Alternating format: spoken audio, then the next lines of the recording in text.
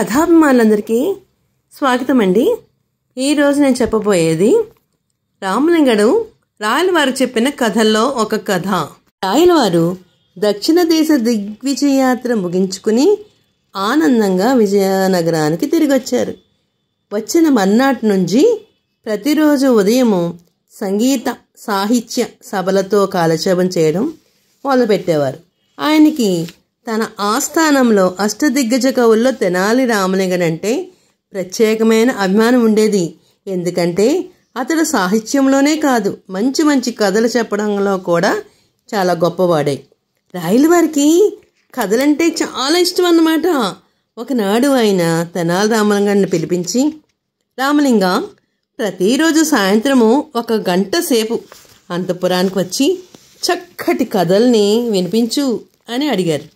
రాయలవారి కోరిక ప్రకారం ఏం చేశాడంటే రామలింగడు ప్రతిరోజు సాయంత్రము అంతఃపురానికి వెళ్ళి తనకి తెలిసిన కథలన్నీ రాయలవారికి చాలా ఆసక్తికరంగా చెప్పడం మొదలుపెట్టాడు. కథ తెలివి తక్కువ పనులు. అదేమిటో మరి, కథలోకి వెళ్దామా?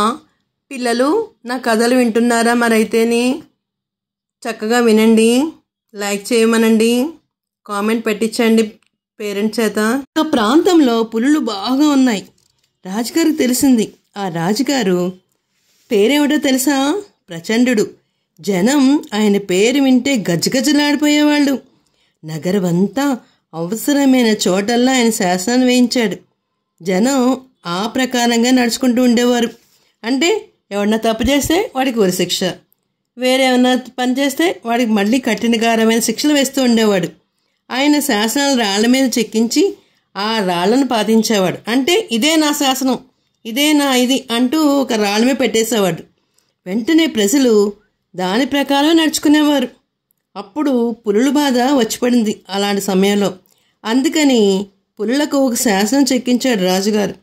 ఈ చుట్టుపక్కల అరణ్యాల్లో ఉండేటువంటి పులులన్నీ తక్షణమే మరెక్కడికన్నా వెళ్ళిపోవలసిందని రాతిపై చెక్కించి ఆ రాతిని పులుల భయము బాగా ఉండే ప్రాంతాల్లో పాటించాడు. ఇంకేముంది, రాజుగారు శాసనం చేయనే చేశారు కదా అని ప్రజలు ఆ ప్రాంతాలకు పోయి పులుల బాధపడి చచ్చి ఊరుకున్నారు.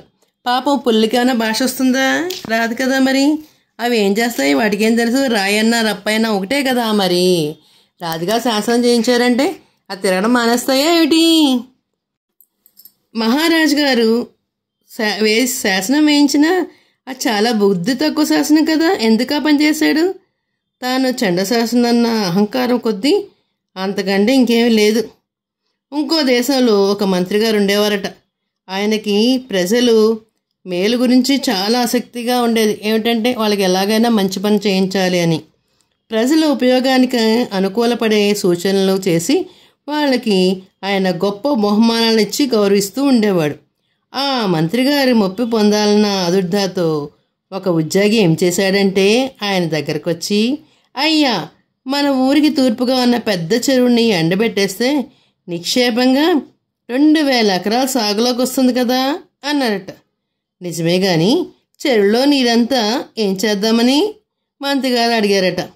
ఉద్యోగి కాసేపు ఆలోచించి ఆ చెరువు పక్కనే ఇలాంటిది మరొకటి తవ్వించి నీటిని అందులో పంపిద్దామన్నాడట. చూసారా మహారాజా, వాడి వెర్రి ఆలోచనలకు మీరు కూడా నవ్వుతున్నారు. కానీ వాడు నిజంగా వెర్రివాడు కాదు. మంత్రిగారి మెప్పు సంపాదించాలన్న ఆదుర్దాయే వాడిని వెర్రి వధపలు చేయించింది. అంతకన్నా మరేం లేదు. ఒక రాజుగారి కొలువులో ఒక ఉద్యోగి ఉన్నాడట. ఆ మానవుడికి పాపం అల్లం ఎక్కడి నుంచి వస్తుందో తెలియదట. ఒకనాడు వాడు మాటల సందర్భంలో ఆయన ఇంకొక ఉద్యోగిని అల్లపు చెట్టు ఎక్కడ ఎక్కువగా ఉంటాయి అని అడిగాడంట. రెండోవాడు అల్లం చెట్టును కాయదని భూమిలోకి తయారవుతుందని చెప్పాడు. మొదటివాడు ఆ మాటను నమ్మలేదు. అల్లం చెట్టునే కాస్తుందని 100 రూపాయలు పందెం వేశాడు. 10 మంది పెద్ద మనుషులు అదెట్టాగు, ఎక్కువ మంది ఎవరి పక్షం చెప్తే వారి పందెమే గెలుచుకున్నట్టు అనుకున్నారు. అలాగేనని 10 మందిని అడిగాడు. 10 మంది కూడా అల్లము నేలలోనే పండుతుందని చెప్పారు. ఒక్కడైనా చెట్టుకు కాస్తుందని ఆ పాపాన పోలేదు. ఎలా అవుతుందండి? అల్లం భూమిలోనే పెరుగుతుంది. ఇంకేం? మొదటి ఉద్యోగం ఓడిపోయి రెండో వాడికి 100 రూపాయలు ఇచ్చేశాడు. పందెం ఓడిపోయిందే కానీ అల్లం చెట్టుని కాసే మాటే నిజం. మీలో ఒక్కరికి నిజం తెలీదు అన్నట్ట. తన పట్టిన కుందేడికి 3 కాళ్ళంటారే ఈ రకం మనిషి వీడే మహారాజా. ఇలాంటి వాళ్ళకి అనుభవం లేక తెలివి తక్కువ మాటలు మాట్లాడతారు, తెలివి తక్కువ పనులు చేస్తారు. వెనకటికి ఒక రాజుగారికి 2 కొడుకులు ఉండేవారట. ఒకరోజు వాళ్ళు వాదులాడుకుంటున్నారు. బియ్యం ఎక్కడి నుంచి వస్తుంది అని ప్రశ్న.